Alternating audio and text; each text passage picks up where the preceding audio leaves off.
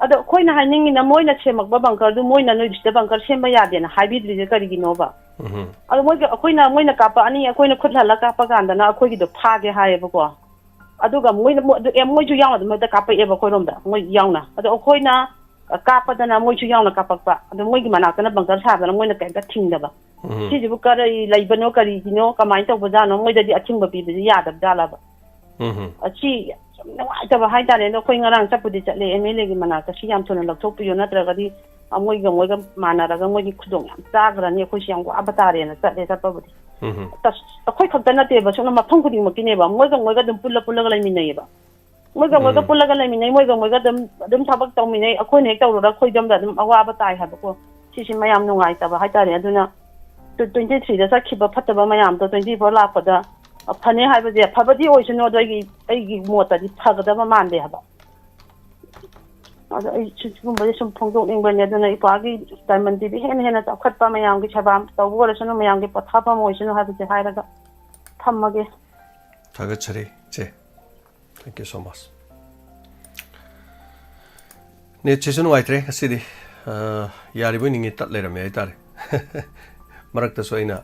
Liglai lemagi many happy returns of the day. Amokana yapamangol pizari maraka talaga solera me. Hello. Liglai lema punsinung sangbo resonu. Aduga West Bibi ragliba grandfather Laisram Ranjit, grandmother Laisram Ombi, Santa Manjuri, aduga granddaughter.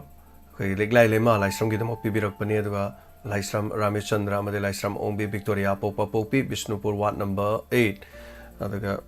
Lupali Singh Humama Habatare Kunga Pagi Lising ama Sing a name on the Diamond TV da Bibirokani, Masigam Tasutagachari, and Bangalore da Labor Puibena, Masugi the Makia Paba Paba Pirei, and Nadi Tabapun Sinung Sangba Paba, with you Hayden Hazari. Hello. Hello, Amy. Happy New Year. Happy New Year, Sendo.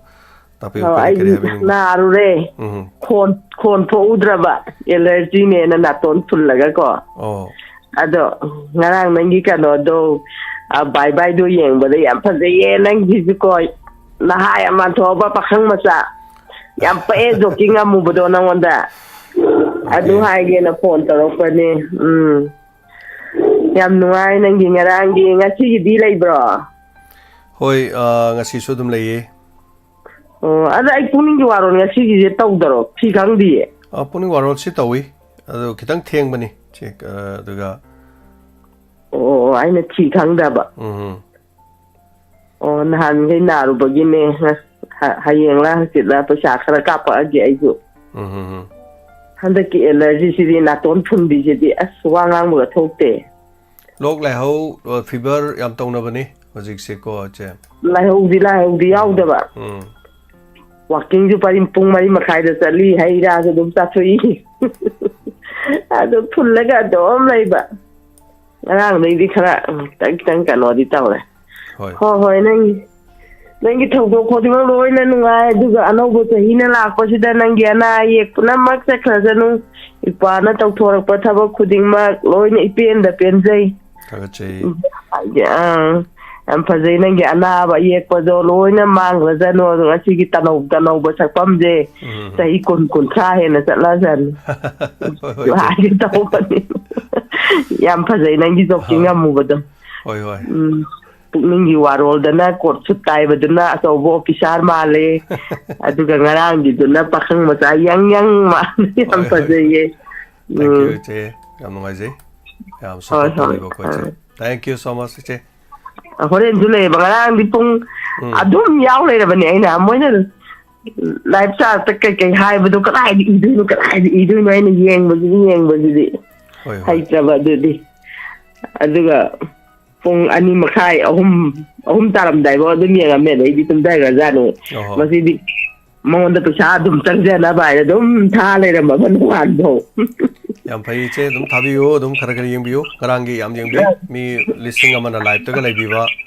hai tare live ta dum yeng ne da na sai da adrai na to ven na thar ga ko hoi yam nuai na tau thora po kuding ma akoi na mapok simagi tau bunga maroi da bathaba class ne pa na tau di che thagachari che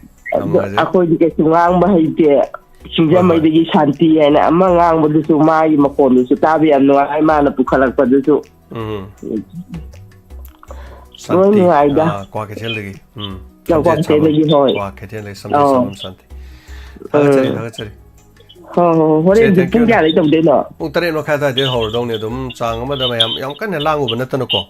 ꯃꯤ ꯃꯌꯥꯝ ꯃꯥꯅꯦ ꯐꯥꯖꯤꯜꯂꯒ ꯃꯥꯅꯦ ꯍꯣꯏ ꯁꯣꯔꯣꯛꯇ ꯀꯔꯤꯗ ꯄꯨꯡꯂꯥꯡ ꯂꯥꯡꯒꯗꯧ ꯁꯔꯨꯛ ꯑꯩꯈꯣꯏꯅ ꯐꯥꯖꯤꯜꯂ ꯊꯝꯃꯒ ꯑꯩꯈꯣꯏꯅ ꯏꯆꯝ ꯆꯝꯅ ꯏꯁꯩ ꯈꯔ ꯁꯛꯄꯗꯣ ꯇꯥꯔꯒ ꯌꯨꯝꯗ ꯅꯨꯡꯉꯥꯏꯅ ꯑꯗꯨꯝ ꯄꯣꯊꯥ ꯂꯩꯖꯅꯤ ꯅꯨꯡꯉꯥꯏꯅ ꯄꯣꯊꯥꯕ ꯐꯩ ꯃꯤꯁꯨ ꯀꯩꯁꯨ ꯈꯟꯅꯔꯔꯣꯏ ꯑꯔꯥꯝꯕ ꯃꯤꯁꯨ ꯍꯥꯏꯅ ꯑꯣꯟꯁꯟꯅꯔꯔꯣꯏ ꯂꯝꯕꯤꯗꯁꯨ ꯒꯥꯔꯤ ꯊꯦꯡꯉꯔꯣꯏ ꯃꯣꯕꯥꯏꯜꯗ ꯍꯣꯏ ꯀꯔꯤꯗ ꯇꯤꯚꯤꯗ ꯌꯦꯡꯉꯒ ꯑꯗꯨꯝ ꯃꯌꯥꯝ ꯋꯥ ꯅꯣꯛꯑ ꯂꯩꯃꯤꯟꯅꯔ ꯂꯣꯏꯔꯦ ꯅꯠꯇ꯭ꯔꯥ ꯑꯗꯩ ꯑꯩꯈꯣꯏ ꯐꯃꯨꯡꯗ ꯃꯌꯥꯝ ꯄꯨꯟꯅ ꯇꯨꯃꯤꯟꯅ ꯂꯩꯕ ꯐꯩ ꯑꯗꯣ ꯑꯩꯈꯣꯏ ꯊꯧꯔꯝꯗꯣ ꯌꯦꯡꯕꯤꯔꯗꯤ ꯑꯗꯨꯗꯩ ꯂꯥꯛꯄ ꯄꯩꯁꯥ ꯈꯔꯗꯨꯅ ꯑꯩꯈꯣꯏꯅ ꯑꯃꯨꯛ ꯈꯨꯟ ꯉꯥꯛꯄꯩ ꯑꯥꯎ ꯃꯇꯦꯡ ꯄꯥꯡꯉ ꯂꯣꯏꯔꯦ ꯅꯠꯇ꯭ꯔ ꯏꯃꯥ ꯃꯥꯅꯤ ꯑꯗꯨ ꯑꯐꯕꯅꯦꯕ ꯁꯤꯗꯁꯨ ꯑꯔꯥꯝꯕ ꯍꯥꯏꯅ ꯂꯥꯡꯕ ꯌꯥꯔꯣꯏꯅ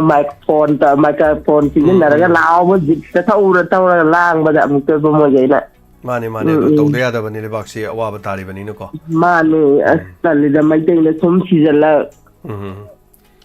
ꯊꯥꯒꯠꯆꯔꯤ ꯑꯗꯨ ꯀꯩꯅꯣꯁꯤꯡ ꯑꯆꯧ ꯑꯁꯥꯡ ꯃꯌꯥꯝꯁꯤꯕꯨ ꯍꯥꯎꯅ ꯇꯧꯔꯤꯈꯩꯗꯤ ꯂꯣꯏꯅ ꯌꯥꯏ ꯍꯥꯏꯕꯀꯣ ꯀꯩꯁꯨ ꯈꯪꯗꯕ ꯑꯩꯈꯣꯏꯁꯨ ꯁꯥꯎꯅꯤꯡꯉꯛꯄ ꯑꯃ ꯌꯥꯎꯔꯦ ꯑꯗꯨꯕꯨ ꯉꯥꯡꯊꯣꯛꯄꯗꯤ ꯉꯝꯗ꯭ꯔꯦ ꯍꯣꯏ ꯆꯦ ꯍꯥꯎꯅ ꯇꯧꯔꯤꯈꯩꯅ ꯌꯥꯕ ꯃꯩꯇꯩꯅ ꯇꯧꯔꯒꯅ ꯃꯩꯇꯩꯗ ꯍꯦꯛꯇ ꯑꯣꯟꯁꯤꯟꯕꯤꯕ ꯁꯤꯕꯨ ꯑꯩꯈꯣꯏꯒꯤ ꯃꯤꯆꯪ ꯆꯪꯕꯤꯅꯤꯉꯥꯏ ꯀꯅꯥꯝ ꯂꯩꯔꯔꯣꯏꯗ꯭ꯔꯥ ꯈꯪꯗꯦꯅꯦ ꯌꯦꯡꯁꯤꯁꯦ ꯍꯣꯏ ꯌꯥꯝ ꯅꯨꯡꯉꯥꯏꯖꯔꯦ ꯅꯪꯁꯨ ꯑꯅꯥ ꯑꯌꯦꯛ ꯂꯣꯏ ꯆꯠꯈ꯭ꯔꯖꯅꯨꯀꯣ ꯐꯅꯤ ꯆꯦ ꯃꯗꯨꯃ ꯏꯆꯦꯅ ꯑꯣꯏꯖꯔꯒꯦ ꯕꯣꯔ ꯄꯤꯔꯕꯅꯤ ꯇꯦꯛꯇ ꯀꯥꯏꯗꯕ ꯊꯥꯒꯠꯆꯔꯤ ꯆꯦ ꯆꯍꯤ 20-30 ꯂꯩꯕ ꯑꯣꯏꯔꯁꯅꯨ ꯍꯥꯏꯁꯦ ꯊꯥꯒꯠꯆꯔꯤ ꯉꯔꯥꯡꯒꯤ ꯐꯤꯕꯝꯗꯨꯗꯤ ꯌꯥꯝ ꯐꯖꯩꯌꯦ ꯍꯣꯏ ꯑꯁꯦꯡꯕꯒꯤ ꯑꯩꯅ ꯍꯥꯟꯅ ꯍꯥꯏꯒꯦ ꯇꯧꯔꯒ ꯃꯤ ꯄꯨꯝꯅꯃꯛꯅ ꯍꯥꯏꯔꯛꯄꯗꯨꯗ ꯏꯁ ꯂꯣꯏ ꯆꯞ ꯃꯥꯟꯅꯔꯦꯅꯦꯅ ꯊꯥꯒꯠꯆꯔꯤ ꯆꯦ ꯊꯦꯡꯛ ꯌꯨ ꯏꯆꯥ ꯑꯃꯒꯤ ꯕꯥꯔꯗꯦ ꯑꯃꯁꯨ ꯄꯤꯕꯤꯔꯛꯏ ꯆꯤꯡꯂꯦꯝꯕꯤ ꯁꯟꯙꯥꯝ ꯗꯥꯇꯔ ꯑꯣꯐ ꯁꯟꯙꯥꯝ ꯁꯨꯕꯥꯁ ꯑꯗꯨꯒ ꯁꯟꯙꯥꯝ ꯑꯣꯡꯕꯤ Alangka Devi many happy returns of the day ꯆꯍꯤ 13 ꯁꯨꯔꯛꯄꯒꯤ ꯃꯄꯨꯡ ꯐꯥꯔꯛꯄꯒꯤ ꯆꯥꯁꯤꯒꯤ ꯌꯥꯏꯐꯕ ꯐꯕ ꯑꯣꯏꯔꯁꯅꯨ ꯑꯗꯨꯒ ꯁꯃꯨꯔꯧꯗꯒꯤ ꯏꯅꯥꯎ ꯁꯨꯕꯥꯁ ꯑꯩ ꯀꯥꯎꯖꯗ꯭ꯔꯤ ꯅꯣꯡꯃ ꯂꯤꯂꯥ ꯃꯐꯝꯗ ꯐꯣꯇꯣ ꯀꯥꯞꯃꯤꯟꯅꯈꯤꯕ ꯑꯗꯨꯒ ꯊꯥꯒꯠꯆꯔꯤ ꯏꯆꯥꯒꯤ ꯄꯨꯟꯁꯤ ꯅꯨꯡꯁꯥꯡꯕ ꯑꯣꯏꯔꯁꯅꯨ ꯅꯥꯗ ꯌꯦꯛꯇꯕ ꯑꯣꯏꯔꯁꯅꯨ ꯑꯐꯕ ꯌꯥꯏꯐꯕ ꯃꯩꯁꯤꯡ ꯅꯨꯡꯁꯤꯠ ꯈꯨꯗꯣꯡꯊꯤꯕ ꯄꯨꯝꯅꯃꯛꯇꯩ ꯉꯥꯛꯊꯣꯛꯄꯤꯗꯅ ꯃꯥꯂꯦꯝ ꯄꯊꯧꯒꯤ ꯁꯦꯕꯥ ꯃꯇꯣꯝ ꯂꯣꯝꯅ ꯇꯧꯕ ꯂꯩꯕꯥꯛꯁꯤꯒꯤ ꯑꯐꯕ ꯑꯣꯏꯔꯁꯅꯨ ꯍꯥꯏꯗꯅ ꯍꯥꯏꯖꯔꯤ ꯑꯁꯤꯒꯤ ꯃꯤꯅꯤꯠ 16 ꯂꯣꯝ ꯑꯗꯨꯃꯛ ꯂꯩꯖꯔꯤ ꯊꯧꯔꯝꯁꯤ ꯃꯔꯛꯇ ꯇꯠꯂꯨꯔꯒ ꯑꯩꯗꯤ ꯑꯃꯨꯛ ꯌꯥꯒ꯭ꯔꯦꯅ ꯑꯩꯗꯤ ꯈꯜꯂꯒ ꯑꯃꯨꯛ ꯖꯣꯏꯟ ꯇꯧꯔ ꯂꯩꯔꯨꯔꯒ ꯑꯃꯨꯛ ꯇꯠꯂꯒ ꯂꯩꯔꯝꯃꯦ ꯑꯣꯟꯊꯣꯛꯅ ꯅꯨꯡꯉꯥꯏꯈꯤꯗ꯭ꯔꯕ ꯍꯥꯏꯇꯥꯔꯦ ꯑꯗꯨ ꯃꯔꯛꯇ ꯋꯥ ꯉꯥꯡꯈꯤꯕꯁꯤꯡꯗꯨꯗꯤ ꯇꯥꯔꯝꯃꯔꯣꯏ ꯑꯗꯨꯕꯨ ꯔꯦꯀꯣꯔꯗꯇꯤ ꯂꯣꯏ ꯂꯩꯍꯧꯋꯤ ꯍꯣꯔꯦꯟ ꯑꯃꯨꯛ ꯅꯨꯃꯤꯗꯥꯡꯒꯤ ꯍꯟꯖꯜꯂꯒ ꯊꯥꯕ ISCOMꯗ ꯂꯥꯛꯄ ꯅꯨꯃꯤꯗꯥꯡꯒꯤ ꯄꯨꯡ ꯑꯗꯨ ꯉꯟꯅ ꯊꯥꯕꯗꯨꯗꯗꯤ ꯑꯃꯨꯛ ꯍꯟꯅ ꯂꯥꯛꯀꯅꯤ ꯍꯥꯏꯕ ꯇꯥꯔꯦ ꯑꯗꯨꯒ ꯊꯥꯒꯠꯆꯔꯤ ꯍꯜꯂꯣ ꯍꯜꯂꯣ ꯏꯃꯥ ꯆꯥꯎꯕꯤ ꯇꯔꯥꯃꯨꯛꯆꯔꯤ ꯍꯥꯏꯕꯤꯌꯨ ꯑꯣ ꯏꯕꯨꯡꯉꯣ happy new year happy new year ꯉꯁꯤꯒꯤ ꯑꯗꯨꯝ ꯑꯅꯧꯕ ꯂꯥꯛꯄ ꯆꯍꯤ ꯂꯥꯛꯄꯁꯤꯗ ꯏꯆꯥꯗꯁꯨ ꯌꯥꯏꯐ ꯃꯪꯒꯣꯜ ꯄꯤꯖꯔꯤꯌꯦ ꯍꯣꯏ ꯏꯆꯥꯁꯨ ꯑꯐꯕ ꯑꯣꯏꯕꯤꯔꯣ ꯏꯃꯥ ꯍꯣꯏꯒꯤ ꯃꯇꯝ ꯁꯥꯡꯅ ꯏꯆꯥꯒ ꯂꯣꯏꯅꯕ ꯉꯝꯕ ꯑꯣꯏꯖꯒꯦ ꯃꯇꯦꯡ ꯄꯥꯡꯕ ꯉꯝꯕ ꯑꯣꯏꯖꯒꯦ ꯏꯆꯥꯒꯤ ꯉꯔꯥꯡꯒꯤ ꯀꯩꯅꯣꯒꯗꯣ ꯏꯟꯊꯣꯛ ꯅꯨꯡꯉꯥꯏꯈꯔꯦ ꯕꯥꯏꯒꯤꯒ ꯇꯧꯕꯗꯣ ꯌꯥꯝ ꯐꯖꯈꯔꯦ ꯍꯣꯏ ꯑꯩꯈꯣꯏꯁꯨ ꯑꯗꯨꯝ ꯑꯗꯨꯝ ꯌꯦꯡ ꯂꯩꯔꯦ ꯏꯃꯥ ꯍꯣꯏꯗꯤ ꯍꯣꯏ ꯑꯗꯨ ꯌꯦꯡꯉꯒ ꯑꯗꯨꯝ ꯃꯄꯥꯟ ꯊꯣꯛꯇꯅ ꯑꯗꯨꯝ ꯂꯩꯔꯦ ꯍꯣꯏ ꯏꯆꯥꯒꯤ ꯑꯐꯕ ꯆꯥꯎꯈꯠꯄ ꯑꯣꯏꯕꯤꯔꯣ ꯑꯗꯨꯕꯨ ꯂꯥꯟꯁꯤꯃ ꯍꯦꯟꯀꯠꯂꯛꯏ ꯌꯥꯝꯅ ꯃꯤ ꯑꯃꯁꯨ 2 ꯁꯨꯔꯦ ꯍꯟꯇꯛ ꯅꯤꯅꯤ ꯍꯨꯝꯅꯤꯁꯤꯗ ꯌꯥꯝ ꯅꯨꯡꯉꯥꯏꯇꯦ ꯁꯤꯒꯨꯝꯕꯒꯤꯁꯨ ꯑꯅꯧꯕ ꯆꯍꯤ ꯂꯥꯛꯄꯁꯤꯗ ꯏꯃꯥꯅ ꯏꯁꯣꯔꯒꯤ ꯃꯐꯝꯗ ꯃꯄꯨꯒꯤ ꯃꯐꯝꯗ ꯈꯨꯔꯨꯝꯖꯔꯤꯀꯣ ꯄꯨꯝꯅꯃꯛꯁꯦ ꯐꯍꯟꯕꯤꯔꯣ ꯏꯃꯥꯒꯤ ꯑꯅꯧꯕ ꯆꯍꯤꯁꯤ ꯂꯥꯛꯄꯗ ꯂꯣꯏꯅ ꯈꯥ ꯄꯥꯡꯅ ꯀꯨꯀꯤ ꯀꯩꯅꯣꯗ ꯕ꯭ꯔꯍ꯭ꯃꯥꯗ ꯂꯣꯏ ꯆꯠꯈ꯭ꯔꯣ ꯏꯃꯥꯗꯤ ꯑꯗꯨꯃꯥꯏꯅ ꯏꯁꯣꯔ ꯉꯜꯂꯒ ꯈꯨꯔꯝꯃꯦ ꯍꯣꯏ ꯎꯄꯥꯏ ꯂꯩꯔꯛꯇꯗꯅ ꯍꯣꯏ ꯏꯕꯨꯡꯉꯣ ꯑꯐꯕ ꯑꯣꯏꯔꯣ ꯏꯃꯥꯁꯨ ꯄꯥꯡꯖꯔꯛꯀꯦ ꯃꯇꯦꯡꯗꯣ ꯑꯩ ꯈꯨꯌꯥꯊꯣꯡꯒꯤꯗꯨꯁꯨ ꯌꯥꯎꯖꯒꯦ ꯃꯊꯪ ꯍꯣꯏ ꯇꯥꯔꯒꯅꯦꯀꯣ ꯃꯇꯥꯡ ꯆꯥꯕꯗ ꯏꯃꯥꯒꯤ ꯄꯩꯁꯥꯗꯣ ꯏꯆꯥꯅꯨꯄꯤꯒꯤ ꯃꯃꯤꯡꯗ ꯑꯩ ꯀꯥꯞꯆꯕꯅꯤ ꯑꯩꯒꯤ ꯀꯩꯅꯣꯗꯩ ꯑꯦꯀꯥꯎꯟꯗꯩꯗꯤ ꯅꯠꯇ꯭ꯔꯦ ꯏꯆꯥꯒꯤ ꯃꯃꯤꯡ ꯉꯔꯥꯡ ꯁꯤꯜꯚꯤꯌꯥꯒꯤ ꯍꯣꯏ ꯑꯣ ꯐꯔꯦ ꯏꯕꯨꯡꯉꯣ ꯑꯐꯕ ꯌꯥꯏꯐꯕ ꯑꯣꯏꯃꯤꯟꯅꯔꯁꯤꯀꯣ ꯑꯅꯧꯕ ꯆꯍꯤ ꯌꯥꯏꯐꯕ ꯂꯥꯛꯄꯁꯤꯗ ꯑꯣꯏꯃꯤꯟꯅꯔꯁꯤ ꯏꯃꯥ ꯊꯥꯒꯠꯆꯔꯤ ꯍꯣꯏ ꯊꯦꯡꯛ ꯌꯨ ꯐꯔꯦ ꯊꯥꯒꯠꯆꯔꯤ ꯐꯣꯇꯣ ꯈꯔ ꯑꯃꯒ ꯑꯃꯨꯛ ꯎꯠꯆꯒꯦ ꯐꯣꯇꯣ ꯑꯃꯅꯤ ꯃꯔꯛꯁꯤꯗ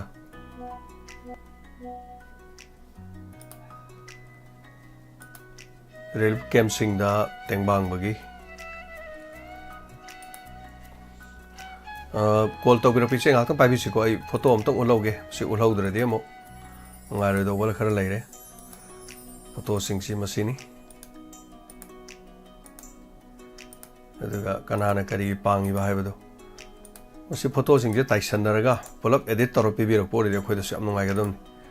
ado live te khoi da photo slide to basi amamam ta sum to basi ngai ta ba haiba tai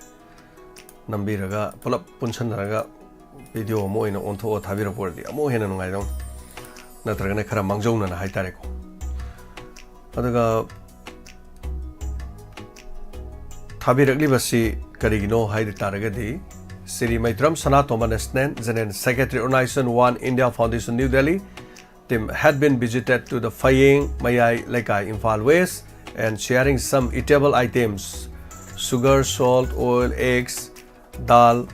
the family relative of Ango Prem Kumar Singh of Phayeng Mayai Lekai. Today's visit has conducted with the advice from Professor Rakesh Sinha, member of the Parliament, Rajya Sabha, Government of India, New Delhi. Once again, the One India Foundation look forward for restoration of peace and harmony in Manipur. Last One India Foundation giving New Year 2024 wishes to big families of Diamond TV. Kurumjari tapiri thagachari hanana masig mateng pangbikiba mayam haijabatare One India gi team amukana thagachari mateng pangbibagi dama matung dadi masi pulap samjanaraga ko video masa amo ina sembiraba maduga pibirakpa natraga na khoi da hana mangjau na nomo walinge khoi editing ga tawtho ga tawra thare di ko yam nungai doi jan yam thaga chari aduga masi ri khoi mafam sida su nksi jaraba khoi maibel sing yam lai ma sing khoi mafam sida P Sorojini Kurai Thodam lekai digi ima chawana gi damu lupa lising ama supang birami aduga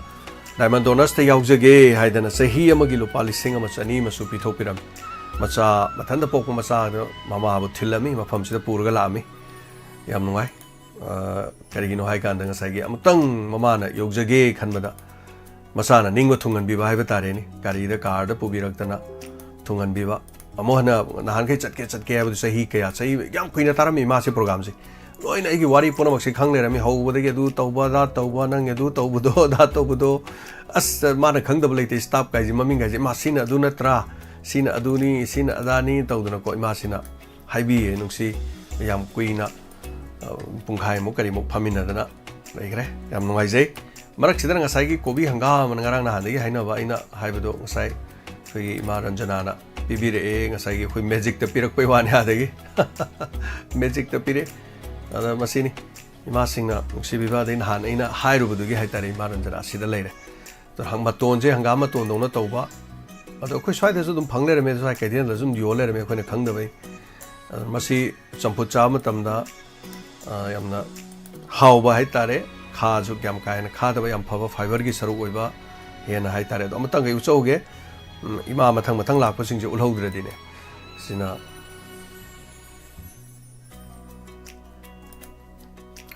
lakpiba haibetare ima tombino khangabok tagi ima sisu mathanta leijabini kana leijadra bai tare ma sisu do diamond tv ding aujabadi kari hamani kobi ani ga pura lakse ima se nusigra bai tare ko thagachari mathangi ai kola lokachage hello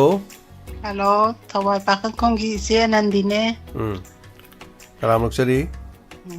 ano ba chahina lakpada ipawu yaifa mangol pijari yaifa phaba lokshin jari chesu pijari happy new year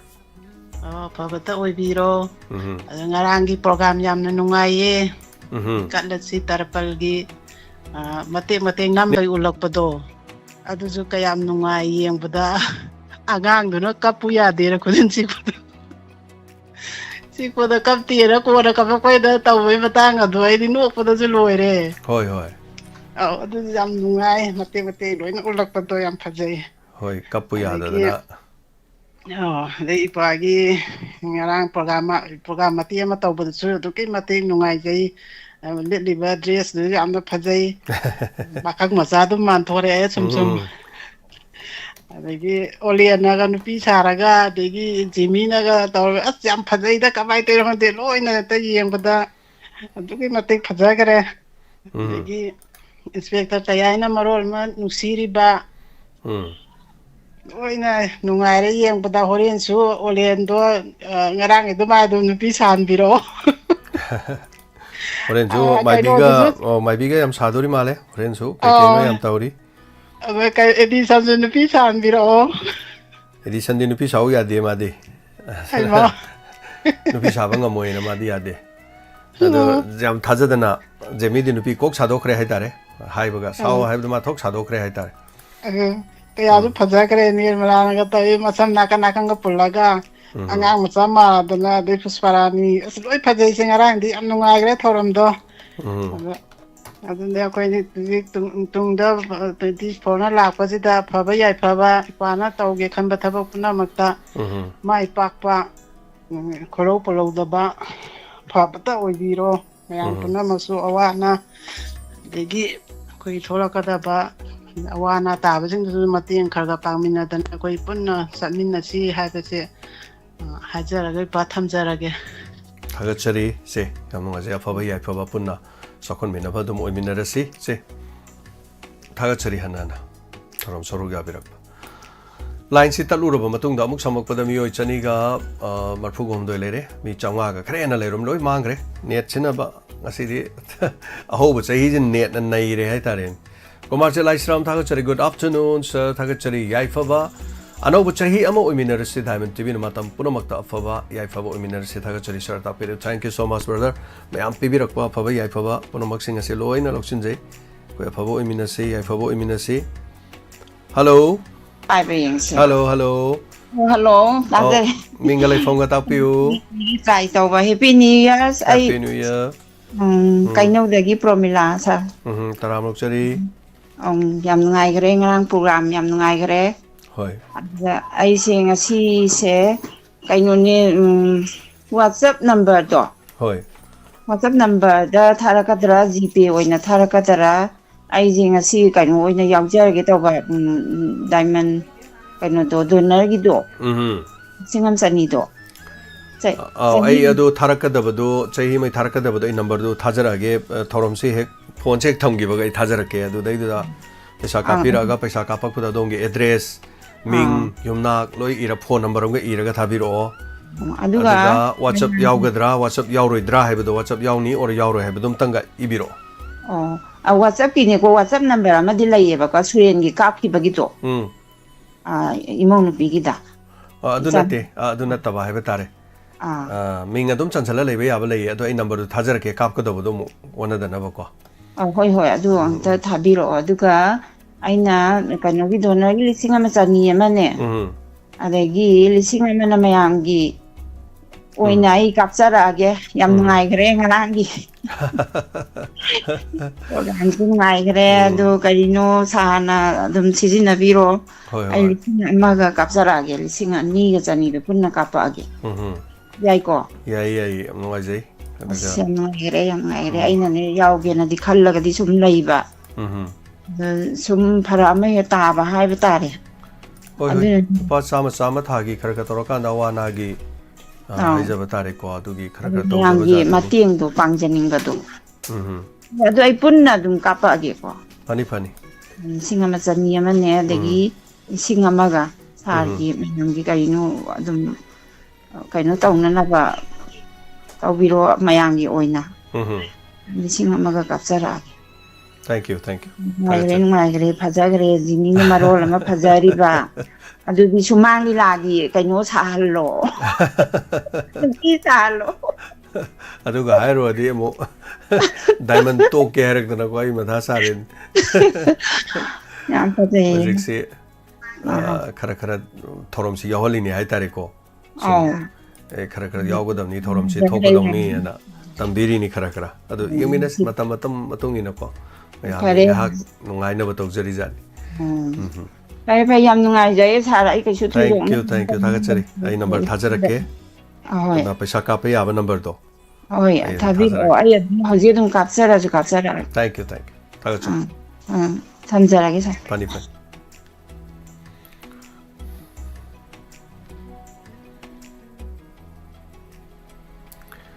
Hello. Hello, ibungo. Taram Luxury, Mama Pamela. Narangi, I did ying I am me, Sunu Padu, I know Pigas had to Kiniko. Tak Hazabanina net, all the Nupi Mangre over. Mane says I put the tower to the Macon, can go to Manga, no more than a gun to Tapo, I didn't see to door. Lo in Wangido. Mabok o mapu o aseng mabok mapu no uzagi dram ni hai tare ne photo di ubna tro photo da di uram ni hoi maboy mapu hoi ma leiring da budi angang ring da budi leiram ba ai budi mana chaurok pudi ugidre hai jari bako adune aje nang kan ibungon na nupa ang khokta ba du nupi mon thokinu ko ya china pakre sengba ari wa chin chin bagi polam sama da ugo do Tagajari, abiyo imay wapam din doy. Horen la mong tawag dira. Hoy, horen su kari no kradi dum. New Year ge hai batare. Program cha kradi dum laizari. Hoy, ibungo gi khuritu na marom pa iba. Adagi kari ge kat ge tarapan thalak pa gi maro lama phajari ba. Na ibungo na sakpo de am phajaiye. Hoy. Khangde ibungo ji pha da phajare dai pa ta pa da ra thina yo me da. Ima chi hoi mayam na nuksi bibagi ni mi na nuksi giroin pakhalim ni ko aina ko mayam na isum pakta thagat pasida na asmasi ni mi na nuksi giroin na phajai hai bani do isu ju laudorim ni itagi makun do laudorim ni lem na manya poti isu ju thank you hoi ngai ke mama funny soidana yobiro ko thank you so much funny Yamna nungaiba numit ama thoro mama oibe yabani ngasi se dum madu internet na haitare matat ani humam talhale adabu mayam yaubiriba asigi dum thagchari mi yam mi sawnga khre helamam loi mangre adaga muk lapi ba asigi muk thagchari Shakespeare taram lokchari and happy new year yamba kai khunagari yamba su aduga yamba su no chahinga lakpa kumjali sing Aniga Mari lakpa han ban misida aikoi gi nadi yadi natre du mayam gi sahi hobani harabani aikoi sahi sina lakpa da afaba nuaiba oimina ba duga isa na de yek taba khoi maru ni oimina ba kan hona si haiba paujel pijege yambo suoi biu duga ngarangi thoramda ina khwaidagi pamjaba ma khallo haigadi ai Jemmy da animak yaur hai tai nupi si yaure pa si yaure yamba gi punsi da thoki ba seng ba gi do Jemmy na anima pukhat pi hai tai yam phajai aduga itei mabu su thagat tari itei mana chauro ba thodang loram draba ati Jemmy na oirai ba dagi lorai ba thodang se aisu oi ba ngamam no hoi ina itei mabu su ina thagat tari hoi makha tarakpada hojiksi nomagi adum bye gi yoramdai hi loramdai da su athoba dum tatki adegi aikoi rongi di site oi riba hojik ma phaudam rongi tumukong mayang prem gi tumukong da kapsalak padu thoba tatkre new year gi lona pa bye lorak pagi deida tatkre hai tar aina yamna nuai jadabda makoina tatki deida aina mamang da su hamjagravani koise ima lon he kauthoga yamna sambada matam phangdaba haigadra natragana tanagi ba hainagi ba lambi haigadra aina sum pamjadabagi ni ko yamba social media da ai wahaina hainam leinam oina tinbo igasanu natragana isorgi khungya da makhuya khada singa leibo version wahai se I davida chamna RIP rip haiba yam wahai di phajai rest in peace ayone jo warga chu masigi wahai si aidi nung da kai da hak poduna ai khoi gi no da ai hai haning bi hai tar wahai no ina khra I raga bu jo hai haning hai tar do mayam na social media da smaina thoba da do se koi aidi pamjadi hai tar mase ai mukta ju do de koi yam ai si wahai tha di hai tar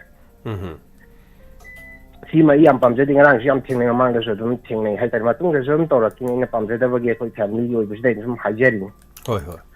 makha tarakpada ngai di kai su oi de hai tar moi om da tar sathara ki ba te ta ꯃꯈꯣꯏꯒꯤꯁꯨ ꯑꯅꯤ ꯑꯗꯨꯝ ꯁꯤꯒꯤ ꯄꯥꯎ ꯆꯦꯗꯁꯨ ꯌꯥꯎꯔꯤ ꯑꯗꯨꯒ Assam rifles ꯑꯃꯗꯤ ꯑꯩꯈꯣꯏꯒꯤ CDO ꯀꯩꯅꯣ ꯇꯧꯔꯒ ꯀꯝꯕꯥꯏꯟ ꯐꯣꯔꯁ ꯇꯤꯝꯒ ꯇꯧꯔꯒ ꯑꯗꯨꯝ ꯑꯦꯇꯦꯛ ꯆꯠꯊꯔꯛꯄꯒꯤ ꯁꯣꯁꯤꯌꯦꯜ ꯃꯦꯗꯤꯌꯥꯗ ꯚꯥꯏꯔꯦꯜ ꯑꯣꯏꯔꯤꯁꯦ ꯅꯦꯠꯁꯤ ꯀꯔꯤꯒꯨꯝꯕ ꯊꯤꯡꯂꯝꯕ ꯇꯥꯔꯒꯗꯤ ꯑꯩꯈꯣꯏ ꯃꯤꯌꯥꯝ ꯈꯪꯂꯣꯏ ꯍꯥꯏꯇꯥꯔꯦ ꯄꯥꯎ ꯇꯥꯕ ꯈꯛ ꯅꯠꯇꯅ ꯑꯗꯨꯅ ꯅꯦꯠ ꯊꯤꯡꯗꯕꯒꯤ ꯀꯥꯟꯅꯕ ꯑꯃꯗꯤ ꯁꯤꯗꯁꯨ ꯍꯧꯖꯤꯛꯃꯛꯇꯁꯨ ꯑꯗꯨꯝ ꯄꯤꯔꯤ ꯍꯥꯏꯇꯥꯔꯦ ꯑꯗꯨꯒ ꯍꯧꯖꯤꯛꯃꯛꯁꯨ ꯑꯗꯨꯝ ꯃꯣꯏꯔꯥꯡ ꯄꯨꯂꯦꯜ ꯂꯣꯝꯗ ꯑꯩꯈꯣꯏꯒꯤ ꯑꯁꯥꯝ ꯔꯥꯏꯐꯜꯁꯅ ꯑꯩꯈꯣꯏꯅ ꯏꯃꯥ ꯃꯩꯔꯥ ꯄꯥꯏꯕꯁꯤꯡꯗ ꯈꯨꯠ ꯊꯥꯕꯒꯤ ꯚꯤꯗꯤꯑꯣ ꯑꯗꯨꯝ ꯆꯔꯥꯡꯅꯕ ꯑꯗꯨꯝ ꯊꯣꯛꯂꯛꯏ ꯍꯥꯏꯇꯥꯔꯦ ꯃꯁꯤ ꯀꯅꯥꯅ ꯌꯦꯡꯕꯤꯗꯧꯔꯤꯕꯅꯣ ꯀꯔꯤꯒꯨꯝꯕ ꯁꯨꯝ ꯅꯦꯠ ꯊꯥꯔꯛꯄꯁꯤꯅ ꯃꯁꯤꯒꯨꯝꯕ ꯚꯤꯗꯤꯑꯣꯁꯤꯡꯁꯦ ꯂꯣꯏꯅ ꯐꯪꯉꯛꯑꯕꯅꯤ ꯑꯆꯨꯝ ꯑꯔꯥꯟ ꯍꯥꯏꯗꯣ ꯑꯗꯨꯝ ꯁꯣꯁꯤꯌꯦꯜ ꯃꯦꯗꯤꯌꯥꯗꯗꯤ ꯊꯣꯛꯂꯛꯑꯦ ꯀꯅꯥꯅ ꯀꯌꯥꯝ ꯆꯨꯝꯕ ꯀꯅꯥꯅ ꯀꯌꯥꯝ ꯂꯥꯟꯕ ꯍꯥꯏꯕꯁꯦ ꯑꯗꯨꯝ ꯊꯣꯛꯂꯛꯑꯦ ꯍꯥꯏꯇꯥꯔꯦ ꯌꯥꯝ ꯑꯗꯨꯒ ꯍꯦꯟꯅ ꯑꯃꯨꯛꯁꯨ ꯑꯆꯨꯝꯕꯗ ꯉꯛꯅꯤꯡꯉꯥꯏꯗꯤ ꯅꯠꯇꯕꯤꯗ ꯑꯁꯥꯝ ꯔꯥꯏꯐꯜꯒꯤ 3 ꯁꯣꯛꯇꯅ ꯁꯣꯝꯗ ꯀꯨꯀꯤꯒꯤ ꯕꯪꯀꯔꯗ ꯂꯩꯔꯝꯃꯦ ꯍꯥꯏꯔꯤꯁꯨ ꯑꯉꯛꯄ ꯄꯥꯎ ꯅꯠꯇꯦꯕ ꯁꯤꯁꯨ ꯑꯗꯨꯝ ꯑꯗꯨꯅ ꯃꯁꯤ ꯁꯨꯃꯥꯏꯅ ꯇꯧꯔꯒ ꯍꯟꯖꯟ ꯍꯟꯖꯟ ꯃꯇꯨꯡꯗꯁꯨ ꯑꯗꯨꯝ ꯊꯣꯛꯂꯛꯄ ꯇꯧꯕꯁꯤꯃꯗꯤ ꯌꯥꯝꯅ ꯅꯨꯡꯉꯥꯏꯖꯗꯦ ꯄꯥꯎ ꯏꯗ ꯃꯤꯌꯥꯝꯅꯁꯨ ꯑꯗꯨꯝ ꯃꯃꯥꯡꯗꯒꯤ ꯆꯦꯟꯅꯔꯒ ꯈꯪꯅꯔꯒ ꯉꯥꯡꯅꯔꯒ ꯁꯨꯝ ꯂꯥꯛꯈꯤꯕꯁꯤ ꯈꯔꯗꯤ ꯑꯗꯨꯝ ꯆꯨꯝꯕ꯭ꯔꯥ ꯍꯥꯏꯕꯁꯤ ꯉꯁꯤꯁꯨ ꯑꯗꯨꯝ ꯊꯣꯛꯂꯛꯏ ꯍꯥꯏꯇꯥꯔꯦ ꯑꯗꯨꯒ ꯂꯣꯏꯁꯤꯜꯂꯛꯄꯗ ꯑꯩꯈꯣꯏꯒꯤ ꯃꯥꯒꯤ ꯐꯣꯡꯉꯨꯕ ꯄꯥꯎ ꯏꯗ ꯀꯔꯤꯒꯨꯝꯕ ꯑꯔꯥꯟꯕ ꯈꯔ ꯌꯥꯎꯋꯦ ꯅꯠꯇ꯭ꯔꯒ ꯌꯥꯎꯗꯦ ꯍꯥꯏꯕꯒꯤ ꯃꯇꯥꯡꯗꯒꯤ FIR ꯆꯟꯗꯅ ꯐꯥꯕꯤꯔꯨꯕ ꯃꯇꯝ ꯈꯔ ꯀꯁꯇꯗꯤꯗ ꯂꯩꯔꯨꯕ ꯑꯩꯈꯣꯏꯒꯤ ꯑꯣꯖꯥ ꯁꯝꯖꯥꯏ ꯊꯥꯗꯣꯛꯑꯦ ꯍꯥꯏꯇꯥꯔꯦ ꯋꯥꯡꯈꯦꯝꯆꯥ ꯁꯝꯖꯥꯏꯁꯦ ꯑꯩꯈꯣꯏꯒꯤ ꯀꯣꯔꯠꯀꯤ ꯀꯩꯅꯣ ꯇꯧꯔꯒ ꯃꯥꯒꯤ ꯂꯣꯟꯗ ꯏꯌꯥꯝꯕ ꯑꯣꯏꯅꯗꯤ ꯍꯦꯟꯅ ꯈꯪꯉꯝꯒꯅꯤ ꯀꯩꯅꯣ ꯇꯧꯔꯒ ꯃꯔꯛꯇ ꯁꯠꯄꯒꯤ ꯇꯧꯕ ꯑꯗꯨꯃꯥꯏꯅ ꯊꯥꯗꯣꯔꯛꯑ ꯃꯥꯜꯂꯦ ꯑꯦꯟꯇꯤꯁꯤꯄꯦꯇꯔꯤ ꯕꯦꯜ ꯇꯧꯔꯒ ꯍꯣꯏ ꯕꯦꯜꯗ ꯊꯣꯛꯂꯛꯄ ꯍꯥꯏꯇꯥꯔꯦ ꯕꯦꯜꯗ ꯊꯣꯛꯂꯛꯄ ꯍꯥꯏꯕꯗꯣ ꯑꯗꯣ ꯌꯥꯝꯅ ꯅꯨꯡꯉꯥꯏ ꯍꯥꯏꯇꯥꯔꯦ ꯑꯃꯔꯣꯝꯗ ꯅꯨꯡꯉꯥꯏ ꯍꯥꯏꯕꯗꯤ ꯑꯔꯤ ꯑꯅꯧꯒꯤ ꯁꯨꯃꯥꯏꯅ ꯂꯪꯗꯥꯏꯗ ꯐꯥꯖꯤꯟ ꯄꯨꯟꯁꯤꯜꯂꯒ ꯁꯨꯝ ꯊꯝꯕꯁꯦ ꯃꯌꯨꯝ ꯌꯧꯔꯛꯄꯗ ꯀꯞꯄꯦ ꯍꯥꯏꯕꯒꯤ ꯋꯥꯐꯝꯐꯥꯎꯗ ꯑꯗꯨꯝ ꯈꯟꯅ ꯅꯩꯅꯕꯗ ꯌꯥꯎꯔꯛꯏ ꯍꯥꯏꯇꯥꯔꯦ ꯑꯗꯨꯕꯨ ꯌꯦꯡꯃꯤꯟꯅꯔꯁꯤ ꯃꯌꯥꯝꯅ ꯁꯨ ꯄꯥꯎ ꯏꯔ ꯑꯗꯨꯝ ꯊꯦꯡꯅꯔꯝꯒꯅꯤ ꯑꯩꯅ ꯈ꯭ꯋꯥꯏ ꯄꯥꯝꯖꯗꯕꯗꯤ ꯉꯁꯥꯏꯒꯤ ꯋꯥꯐꯝꯗꯨꯅꯤ ꯑꯊꯧꯕ ꯑꯃ ꯍꯧꯖꯤꯛꯁꯨ ꯑꯗꯨꯝ ꯆꯠꯈꯤꯅꯤ ꯈꯨꯟꯉꯥꯛꯄ ꯂꯩꯇꯕ ꯌꯥꯔꯣꯏ ꯃꯊ꯭ꯋꯥꯏ ꯈꯨꯕꯥꯛꯇ ꯍꯥꯞꯄꯒ ꯏꯃꯥ ꯂꯩꯕꯥꯛꯅ ꯍꯦꯟꯅ ꯂꯨꯔꯦ ꯍꯥꯏꯗꯅ ꯈꯨꯟꯉꯥꯛꯄ ꯊꯣꯛꯂꯛꯂꯤꯕꯅꯤ ꯑꯗꯨꯅ ꯃꯌꯥꯝ ꯄꯨꯝꯅꯃꯛꯅ ꯈꯨꯟꯉꯥꯛꯄꯕꯨ ꯑꯩꯈꯣꯏꯒꯤ ꯊꯧꯒꯠꯁꯤ ꯄꯨꯛꯅꯤꯡ ꯑꯉꯝꯕ ꯑꯗꯒꯤ ꯃꯈꯣꯏꯅ ꯏꯌꯥꯝꯕ ꯑꯣꯏꯅꯕꯨ ꯍꯣꯠꯅꯕꯤꯕ ꯑꯦꯅꯤ ꯃꯤ ꯑꯃꯅ ꯍꯣꯠꯅꯔꯛꯄꯗ ꯄꯨꯛꯅꯤꯡ ꯊꯧꯒꯠꯄꯒ इरोइनना कईगुंबा XYZ Amna अथौबुदुना लैगिदब मतमदा ngasai wahai do sijananingdabagi sum hajarani yambagi platform thagachari yam thagachari Shakespeare waite mokogisu ani sigre akogisu ani kai kanani moina do horamdadi moi kapamdadi moi ani du leijarum gidon Christmas ki matungi haibetare khara dum nungai yai fana dum ngasi new year numit pau moi su leijarum gadam moi su kapsalam ni na hojina kalam do mukhud halle mokoi ani sire moi taruk sokpani taruk to mari ni hai taruk ni hai do anyway ani si bedu khaido khraga mari ma su moi so hori boji kari kana ge moi na hana horok pani na madu moi su thu imni boji siri ne moi kapam da tar de du akhoi na kasu changa kapu din natia hello hello minga ma telefon hai bi se singjamai sapam lekai renubulani sa Sara ngasi di lab yawo fangjare ngangai di aisu nongmugi surga saba mioi ni na sari ponje tawo fangjadabane ngarangi sari program mayam de yengbada adugi matik nungai aduga isa gaina su sari program yengbada nokpada loire mama yamna nungai dum haye degi nutigi aisu dum program se yengjai sa aduga sarsu anoba sahina lakpasida sagi thabak thorom khuding makta afaba nungai ba matam punamakta sargi staff sinju loina bak afaba ngakta oibiro haibasi matang thamjage kaisupudi hainingai leite sargi sum yamna nungai jaba sagi program khuding makta adum phone tawba ngamjadragasu sagi program khuding makti chithadana adum ngasi phawsu yengjari aduga aisu matang chaba matam amada sagi donor da isu yagjagena hanjari aisu ngamba matamda sagi keno tawjarga aisu mating pangba soi soidana nom natraga nomadi yawba ngamjabo ojegena soidana oibiu sogi mafamda ina khumjari Tangna chigi si harga thamjargi yam harawe ngasidi yumda leiba phangmanina sarda phone taw phangjare Thank you thagachari afaba yai faba oiminarasi soidana no mo thank you so much Madam Sorobala, Taram Luxury, Duga,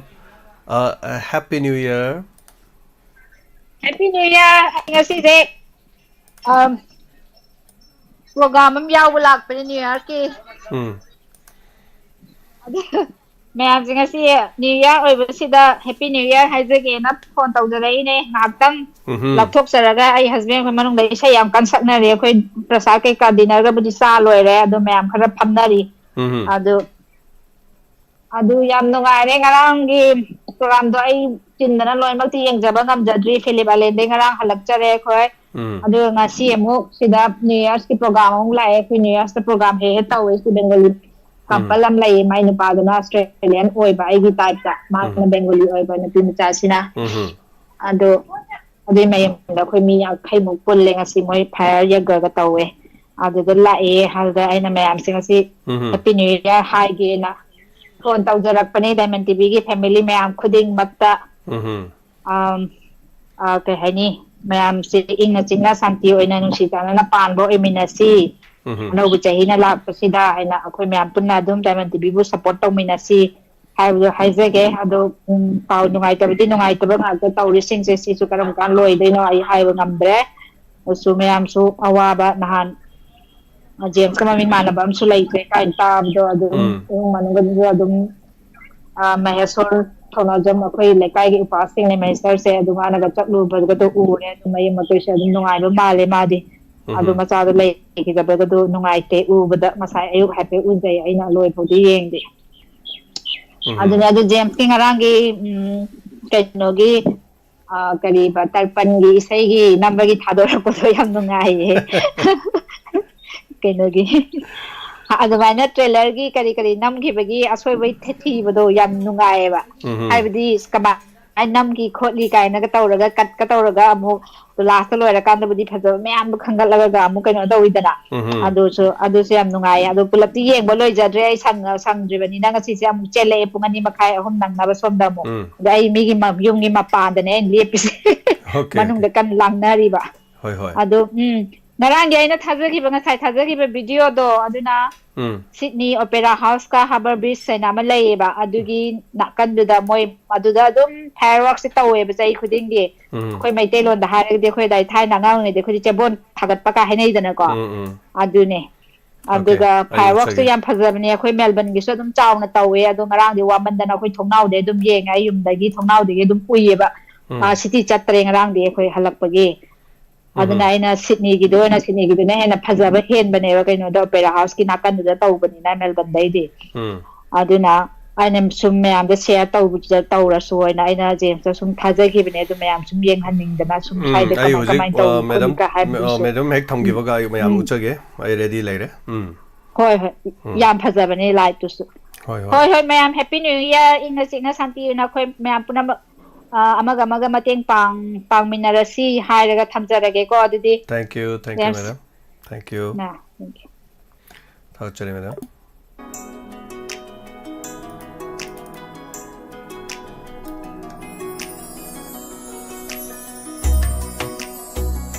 hello taram lokchari mingalai phone habiu sir ai Kerala dagi Manimon Happy New Year sir Happy New Year I think hangde saje pakhang masa man bana I de aadre uge kaya tare kaya seli ba dress tu amna pakna ba koi matam gi sakna ba oi ba ko I think mawe saje kan ko saje acting mong habitare ko aduga aigi isel ani busu yamna sobu thogdang ai batare lobi nung olen adagi anupa Jimmy adagi ngang pa ma mamingai hepit kau kamasam gar khoi to edition ad yamna creator angang khudimak haitare ne saga loinari ba khudimak singse creator chaina ma oibada aigi ishona piba khudun dumai na hek thok dumai na thok pa haitare ko adin na creator makoi busu no sahi na lak pa he na thena thoi na thagalakpa aphawa ya thaba isa ta creator punamak haibadare aphawa oirasunu haibaji pukningi thamoi chengna ꯏꯆꯥ ꯏꯅꯥꯎ ꯑꯣꯏꯕ ꯑꯃꯁꯨꯡ ꯁꯥꯔꯕꯨꯁꯨ ꯑꯅꯥꯕ ꯑꯌꯦꯛ ꯄꯨꯝꯅꯃꯛ ꯄꯣꯛꯄ ꯑꯣꯏꯔꯁꯅꯨ ꯍꯥꯏꯅ ꯑꯍꯥꯟꯕꯃꯛꯇꯗ ꯑꯩ ꯋꯥꯐꯝꯁꯤ ꯍꯥꯏꯖꯒꯦ ꯊꯥꯒꯠꯆꯔꯤ ꯕ꯭ꯔꯗꯔ ꯌꯥꯝ ꯅꯨꯡꯉꯥꯏꯖꯩ ꯑꯗꯨꯒ ꯏꯁꯩ ꯌꯥꯝꯅ ꯏꯁꯩꯁꯤ ꯇꯁꯦꯡꯅ ꯍꯥꯏꯒꯅꯤ ꯑꯩ ꯉꯔꯥꯡꯗꯤ ꯃꯤꯠꯇꯒꯤ ꯄꯤ ꯇꯥꯕ ꯃꯇꯥꯡ ꯑꯃꯈꯛ ꯌꯥꯎꯋꯦ ꯍꯥꯏꯗꯤ ꯑꯔꯣꯏꯕ ꯑꯉꯥꯡ ꯅꯨꯄꯥ ꯃꯁꯝ ꯈꯣꯏꯕꯗꯨꯅ ꯁꯛꯄꯗꯣ ꯑꯩꯈꯣꯏꯒꯤ ꯃꯥꯒꯤ ꯏꯁꯩꯗꯨꯗ ꯀꯩ ꯍꯥꯏꯇꯥꯔꯦ ꯌꯥꯝꯅꯁꯨ ꯐꯖꯕ ꯃꯥꯁꯦ ꯁꯗꯥꯝꯗꯒꯤ ꯈꯣꯟꯖꯦꯜꯁꯨ ꯍꯥꯏꯐꯦꯠ ꯃꯥꯜꯂꯦꯕ ꯃꯥꯁꯦ ꯏꯁꯩꯁꯨ ꯇꯝꯒꯗꯧꯕ ꯃꯥꯜꯂꯦ ꯑꯗꯨꯒ ꯍꯥꯏꯅꯤꯡꯉꯥꯏ ꯂꯩꯇꯅ ꯐꯖꯩ ꯑꯗꯨ ꯖꯤꯃꯤꯕꯨꯁꯨ ꯇꯁꯦꯡꯅ ꯍꯥꯏꯒꯅꯤ ꯑꯩꯅ ꯃꯌꯥꯡ ꯃꯆꯥꯗ ꯑꯩꯅ ꯌꯦꯡꯍꯜꯂꯦꯕꯀꯣ ꯁꯤ ꯅꯨꯄꯤꯔ ꯅꯨꯄꯥꯔ ꯑꯝꯇꯪ ꯍꯥꯏꯔꯛꯑꯣ ꯁꯤꯅꯦꯕ ꯑꯗꯨꯗ ꯃꯣꯏꯅ ꯅꯨꯄꯤꯅꯤ ꯁꯤꯅꯦꯕ ꯁꯤ ꯅꯨꯄꯤꯅꯤ ꯑꯗꯨ ꯅꯪꯒꯤ ꯊꯃꯣꯏꯗ ꯅꯨꯄꯤ ꯃꯥꯜꯂꯒꯁꯨ ꯑꯩ ꯃꯥꯒꯤ ꯐꯣꯇꯣ ꯑꯃ ꯅꯨꯄꯥꯒꯤ ꯑꯃꯨꯛ ꯌꯦꯡꯍꯟꯒꯦꯅ ꯑꯩꯅ ꯑꯃꯨꯛ ꯌꯦꯡꯍꯜꯂꯦꯕ ꯃꯥꯁꯦ ꯃꯁꯛ ꯌꯥꯝ ꯐꯖꯩ ꯁꯤꯅꯦꯕ ꯍꯥꯏꯔꯤꯁꯦ ꯃꯣꯏꯅ ꯑꯗꯨꯗ ꯑꯩꯅ ꯁꯤ ꯃꯥꯒꯤ ꯃꯄꯥꯅꯤ ꯑꯗꯨꯒ ꯃꯄꯥꯅ ꯇꯧꯕ ꯊꯕꯛꯅꯤ ꯁꯤꯗ ꯃꯥ ꯌꯥꯎꯔꯤꯅꯤ ꯑꯗꯣ ꯃꯥꯁꯦ ꯐꯤꯂꯝꯒꯤ ꯍꯦꯔꯣ ꯑꯃ ꯀꯝꯄꯜꯁꯔꯤ ꯑꯣꯏꯔꯛꯈꯤꯒꯅꯤ ꯁꯤꯅꯦꯕ ꯑꯗꯨ ꯑꯣꯏꯔꯛꯄꯁꯨ ꯑꯣꯏꯁꯅꯨ ꯑꯗꯨꯒ ꯑꯩꯅ ꯄꯥꯝꯖꯕꯁꯦ ꯃꯥꯁꯦ ꯎꯀꯤꯜꯒꯨꯝꯕꯒꯤ ꯐꯤꯖꯣꯜ ꯁꯦꯠꯂꯒ ꯎꯀꯤꯜꯒꯨꯝꯕ ꯑꯃꯁꯨ ꯌꯥꯝꯅ ꯑꯣꯏꯍꯟꯅꯤꯡꯕ ꯊꯃꯣꯏꯗ ꯐꯥꯎꯋꯦ ꯍꯥꯏꯇꯥꯔꯦ ꯃꯁꯤ ꯃꯃꯥꯡꯗꯁꯨ ꯁꯦꯛꯁꯄꯤꯌꯔꯅ ꯍꯥꯏꯕꯤꯔꯤ ꯃꯁꯤ ꯏꯇꯩꯃ ꯑꯃꯁꯨꯡ ꯃꯇꯦꯡ ꯍꯥꯏꯕ ꯇꯥꯔꯦ ꯃꯥꯒꯤ ꯕ꯭ꯔꯦꯀꯤꯡꯗ ꯏꯆꯥꯗ ꯊꯧꯅꯥ ꯑꯃ ꯍꯦꯛ ꯇꯧꯒꯗꯕꯅꯤ ꯅꯄꯥꯅ ꯇꯧꯔꯤꯕꯁꯤꯗ ꯌꯥꯎꯁꯤꯟꯒꯗꯕꯅꯤ ꯍꯥꯏꯕꯒꯤ ꯊꯧꯅꯥ ꯑꯃ ꯄꯤꯕꯤꯕꯒꯤꯗꯃꯛꯇ ꯃꯥꯁꯨ ꯃꯆꯥ ꯑꯃ ꯑꯣꯏꯅ ꯊꯣꯛꯂꯛꯄꯅꯤ ꯍꯥꯏꯅꯁꯨ ꯈꯜꯂꯤ ꯑꯃꯁꯨꯡ ꯁꯥꯔꯒꯤ ꯊꯃꯣꯏꯗ ꯐꯥꯎꯔꯤꯕꯗꯣ ꯃꯉꯣꯟꯗꯁꯨ ꯐꯥꯎꯕꯒꯤ ꯇꯧꯕꯅꯤ ꯍꯥꯏꯅꯁꯨ ꯈꯜꯂꯤ ꯑꯗ ꯍꯦꯟꯅ ꯑꯣꯏꯅ ꯇꯧꯕꯤꯔꯛꯄ ꯃꯇꯨꯡꯗ ꯁꯥꯔꯗꯒꯤ ꯍꯦꯟꯕ ꯑꯣꯏꯔꯁꯅꯨ ꯍꯥꯏꯕꯁꯤꯃꯁꯨ ꯑꯩ ꯍꯥꯏꯅꯤꯡꯉꯤ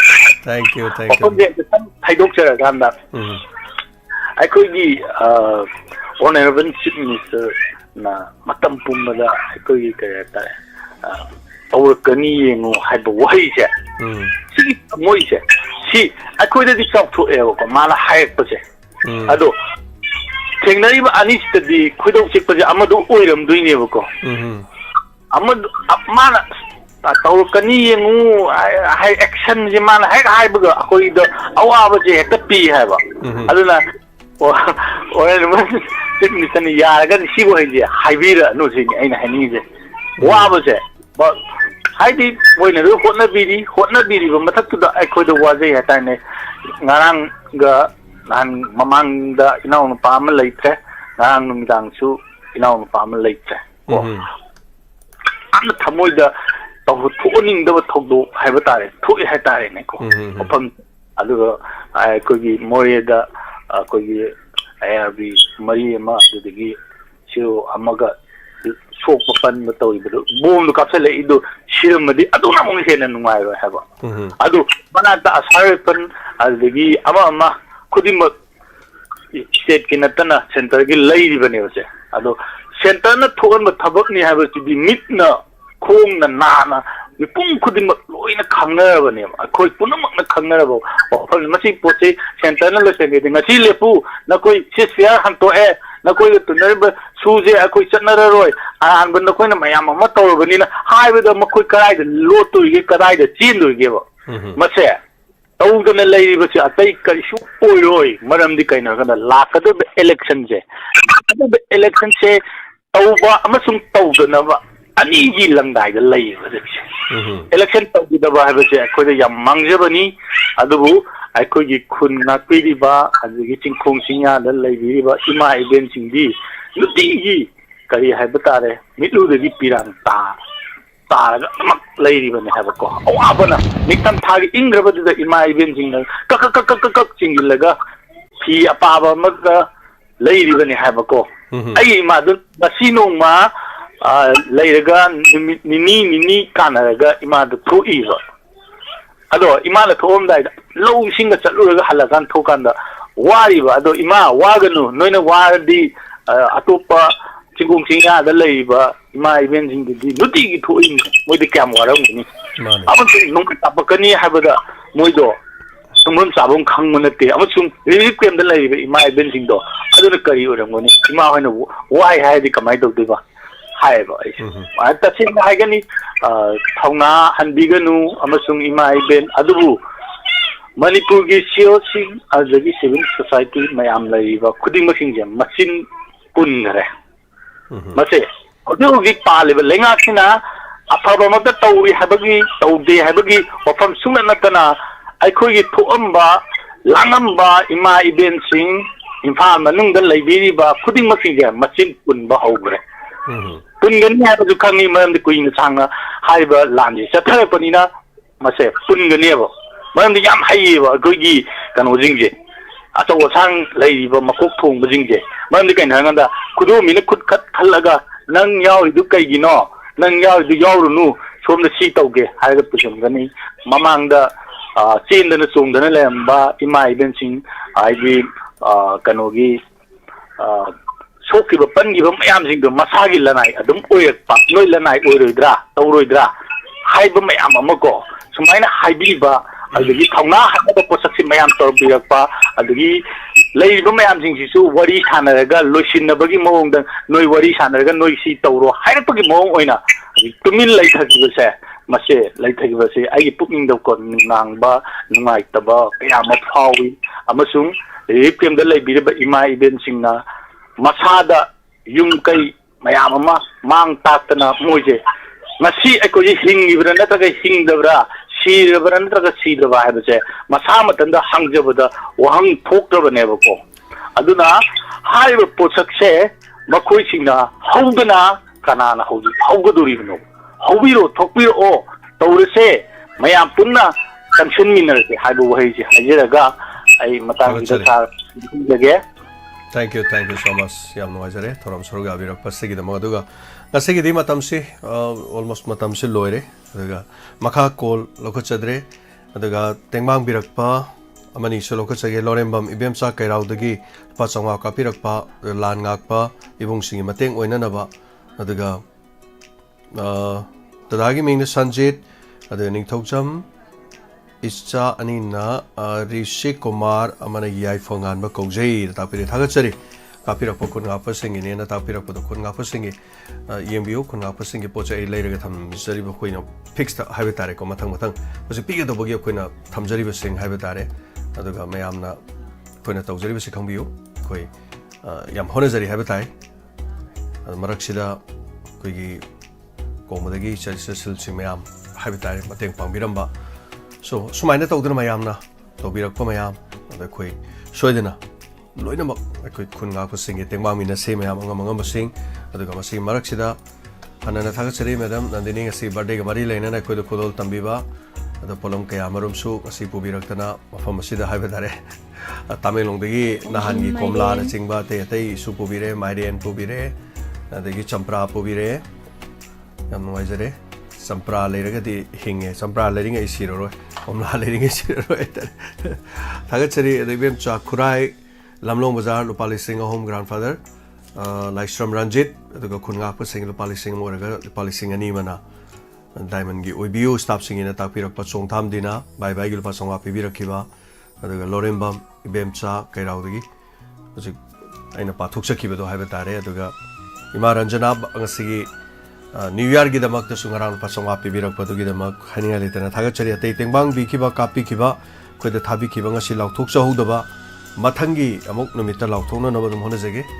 adaga thagachari madam nandini once again pibirak pa polam mayam tamelong dagi pibirak pa sing haiba tare asi ayu angan badagi lapidana madam gi punsi chengjen hena punsi sangba koi nijari maram de medong mo kya leibana khoi da tibini hingna ma cha honari ni miyam leibana khoi hingjari bani lupa chama dor ju sani dor su da man mateng to bidina wana da mateng to biri ba mayam se masi leibadagi ni khoi na ngamjari ba khoi na mai pak pung asi phawung ngamjari se hoje ano bo chahi lakre asidagi ai phaba paw nungai ba ngakta tamina si phataba khudong thiba paw khoi ta da na bo hona minasi loina na ngasigi pung 3 makhai rom taba matam dagi su khoi akhanaba thoram New Year ga mari leina ba dum thoram thamjari mayam saru gabiu yumdagi mapan thoga kerole kaida langdana khotana khana chainaba tai tai thabak thorom singda yaugdo wi saru koi gi sreida thorom dei cham samna mayam mai onsen minadana koi apaba koi nokning bawa kaya sei sakpi dana khotana tana minadana leminasi mayam puna manga sei thorom saduk sabda soera puna manga pi gani loina na puni gi waro thorom mata solution jabagi abda logjari puna mapu jem sagrujamna krumjari and take care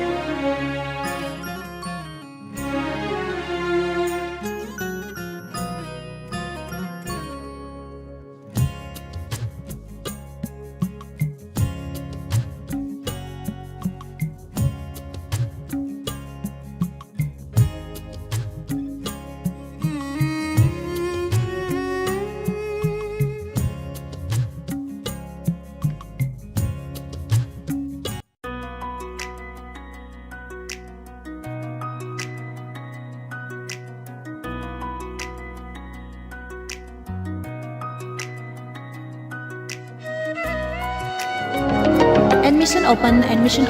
Baseline education, a premium coaching institute, Khangabok Bazaar, near MMRC Park, Thoubal District, Manipur. Foundation course for class 9 to 12. Chaliba chahi English singani kungahomdoi kungamari gi oina coaching class lagliba December gi tang kungamathoi English singani kungahomdoi Sagol san numit ki nungthil gi pung mari makhai dagi hauzargani. Baseline Coaching Institute asna pizariba khudong chaba singdi Sunday special class, Sunday special test series, free study materials, well qualified faculties, scholarship for meritorious students, well experienced faculties, boarding facilities, low monthly fee, course fee. Loina na home tutor gi khudong chaba class pre-nursery dagi 12 fawba thamjari. Amadi home tutor gi oza oibiningba amasung home tutor pambiba satra singna pizariba contact number asida pau phaubiu 9366 224241 amuktang hana 9366 224241 natragana website www.baselinegrp.com da changbiu.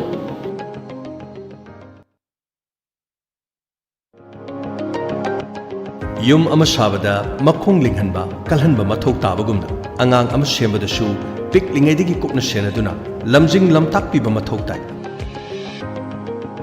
aduna chahi kayadagi angang kaya ama loinaduna sembiba sabibagi experience leiraba oja kaya amana adongi angang sing adubu lamjing lamtak pina mangai duna leizari. New Baby English School Kakchingda.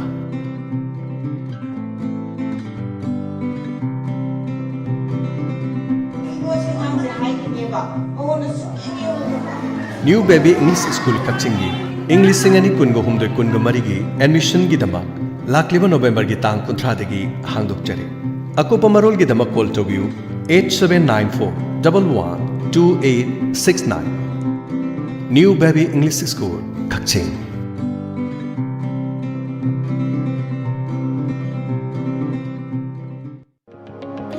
Khanghanjaba CBSE da affiliate tawraba Grace Cottage Academy Kaksingi pre-nursery dagina class 9 fawgi academic session English singani kungamari kungamanga gi admission form thaba amadi admission hauzare. Academy asina pijariba khudongchaba singdi pre-nursery dagina class 6 fawgi day boarding gi khudongchaba pijari. Bus service Kaksing, Palel, Wabagai, Hianglam, Mantak, Khongjom, Papal, Teksham, Khongjom Sapam, Samaram Lamkhai. Nupi masa amasung nupa masa singi boarding gi khudong chaba su leijai. February tha asigi ani suba sayol dagi regular class hauzargani. Khanghan jariba principal Grace Cottage Academy Kaksing. Contact number pizari 9366 424189 amuktang gahana 9366 424189.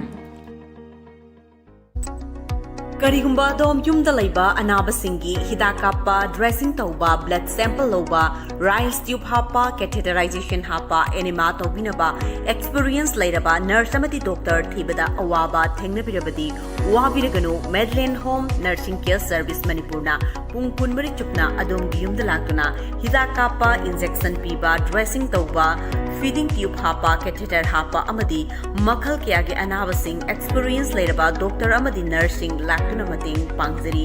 akupa marol gi damak Medland gi helpline number 9205987988 ta call tawduna tanabiu.